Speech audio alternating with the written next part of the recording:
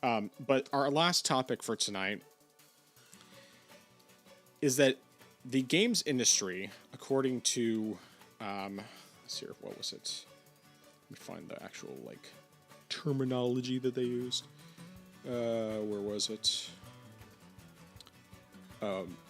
According to some game industry analyst, is that there is hope in the games industry that Grand Theft Auto 6 could cost up to $100 so that other companies could raise their default prices as well. And I'm going to let you talk about this, of course, but first I'm going to say this sounds real, completely real, and not just like the industry analyst is saying this and nobody else agrees with it. I think that they absolutely want the game to cost $100. But why don't you give me your thoughts on this train wreck of a potential idea? Yeah, I agree that this is definitely something that they will want to see. And one thing that I haven't seen, but I haven't been able to confirm or at least double check, but I really feel like this is the case, is this analyst is someone who is looking at it from a stock perspective, stock market analyst. So I really think that a lot of this, and I think that this stuff is something the industry wants to do as well, is something not focused on, how it's not something that's focused on our end. Let me say that. And to have hope that GTA 6 will be $100 and that the market will follow, it's such an it's an absurd take to have. It's something that you don't even begin to think about. I mean, the fact that only a few years ago games were ridiculously, I mean, they still are, but they're being charged at $70, and now you want to charge them at $100. That's ridiculous. And the fact that people say, "Oh, well, if you pay more, all these things will happen. They'll be complete games." And I, not for 1 second, will I believe that them charging $100 for the game means that there won't be any microtransactions. There won't be any sort of content that will be added in the form of paid DLC. That we won't have any sort of major bugs, game-breaking bugs in the game. Not for 1 second do I believe that any of this will be cut out, because I believe that is something that's going to happen. You're going to have the same quality, possibly even worse, and you're going to be paying more. And people say, "Oh, but inflation, it costs more." Yeah, well, at the same time, back in, people want to point out in 1990, whatever, and say that game cartridges cost so much. Well, yeah, they were on cartridges. It was hard to produce them. It wasn't the same as putting them on a disc. Additionally, there were fewer gamers then, as opposed to now, when there are more people who are gaming, which means that there are more people buying the games. And additionally, for one other thing, which I think, which I've heard before, and it's something that does make sense. How are it with games more so being digital than they have before? How are games not getting cheaper then? I mean, since manufacturing and distribution is more expensive than selling them digitally, then the digital games should at least be cheaper than the physical games. So I think that these arguments for saying that inflation and stuff do not make a lot of sense. And going back to earlier, when we were talking about PlayStation, the biggest thing that you and I both said was the fact that the budgets for these games are way out of proportion. They're way higher than they need to be. And so if you feel like you need to charge $100 to make to make a profit on these games, then obviously you're spending way too much on the game to begin with. If you can't get a game to sell at $60, and if this actually does happen and they do charge $100, I hope it blows up in their faces, because they really need to get a reality check that this is not acceptable. And granted, there are gamers out there, whether they're just GTA fanboys or just gamers who just consume freely without using any sort of critical thinking whatsoever, who just say, oh, $100 isn't all that much, you're just a brokey. You don't you just can't afford to get play a game. These are luxury hobbies and stuff.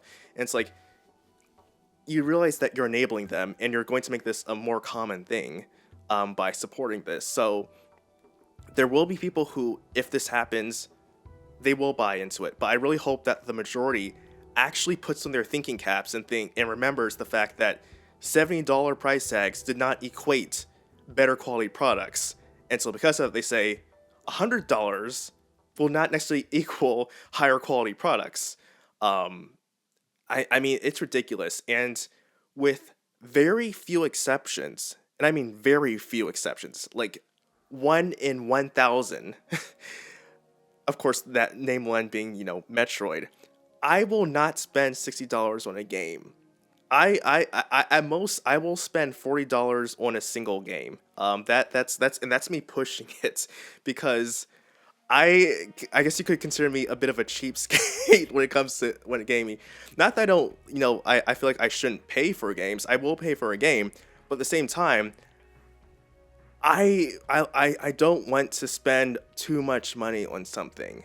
So I will wait for a good sale before I buy something because, my money is much more finite than a AAA studio's money. Um, so and also, if I'm going to spend money on something, I want to make sure that I'm actually going to enjoy it. So I do want to make sure that it's worth my investment in that sense.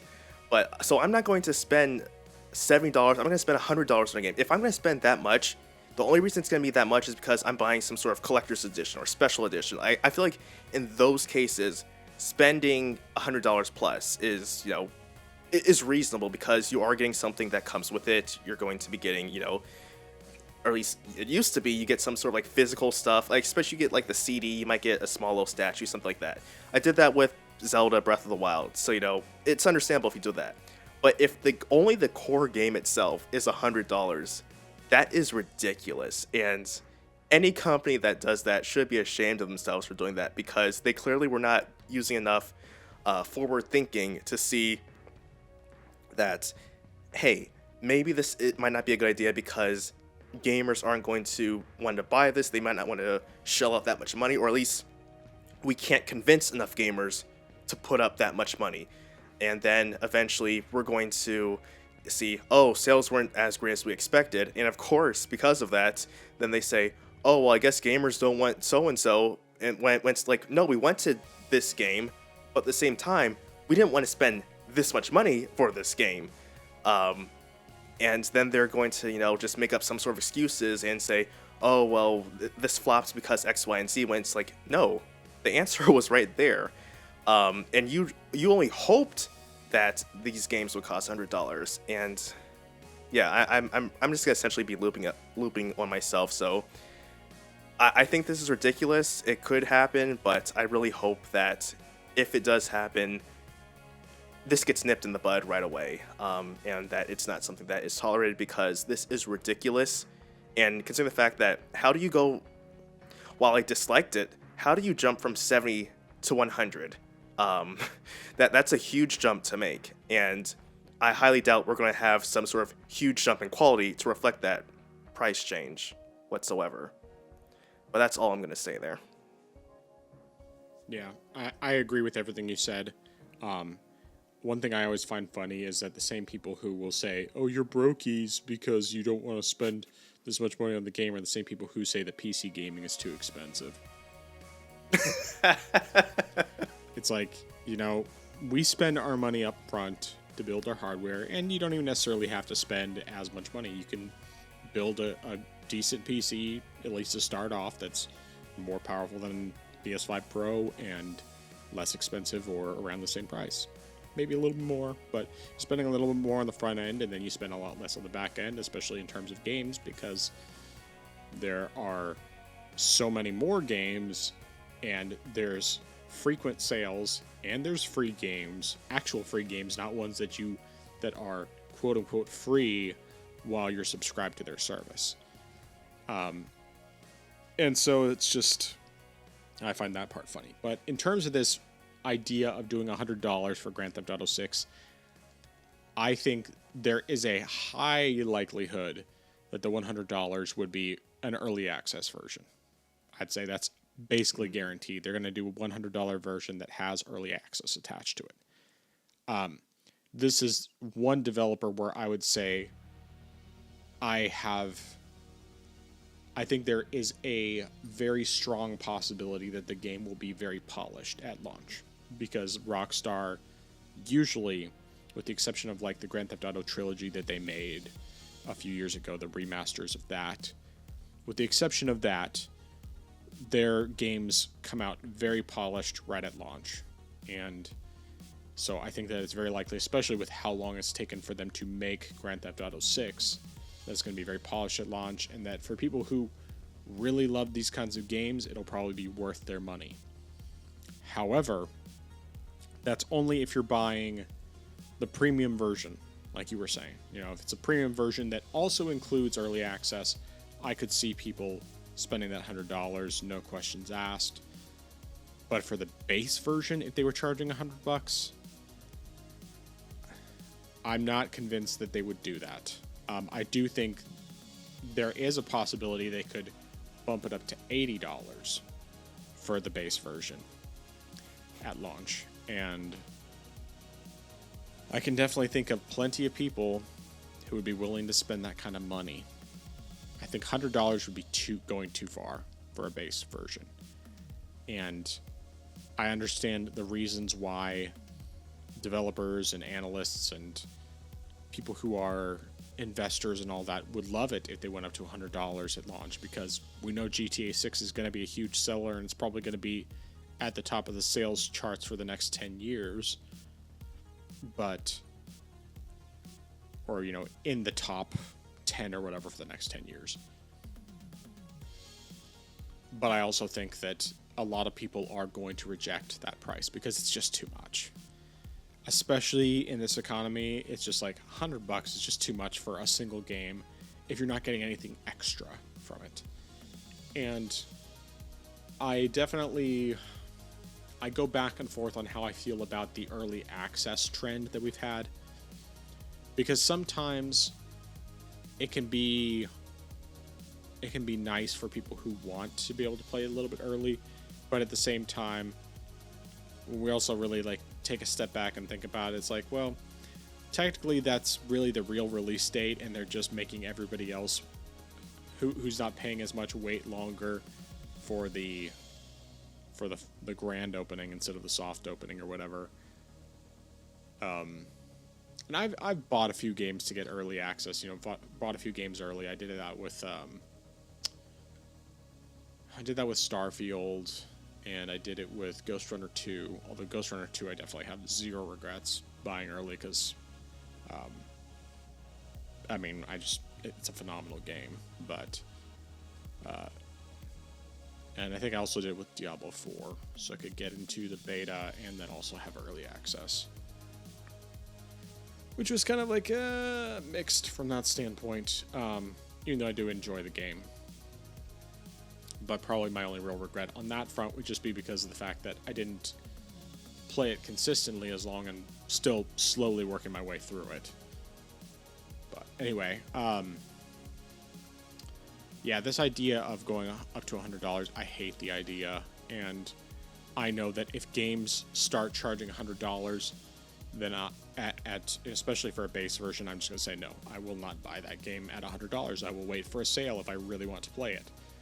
Because there are not many games that could...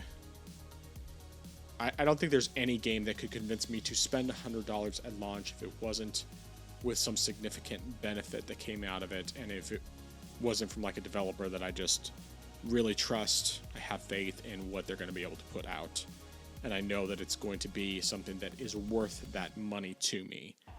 There are just not many games like that, and as it is, even then, I would try not to spend that much. I think with like Starfield, I mean, Diablo I couldn't get a discount on, but Starfield I was able to get a 20% off discount because I went through Green Man Gaming. So at least there was that, and I did still get a lot of hours out of it, even though I haven't really played it in quite a while and don't know when I'm going to get back to it. But Grand Theft Auto, of course, I have zero interest in. I'm not buying this game at all. I just don't want to play it.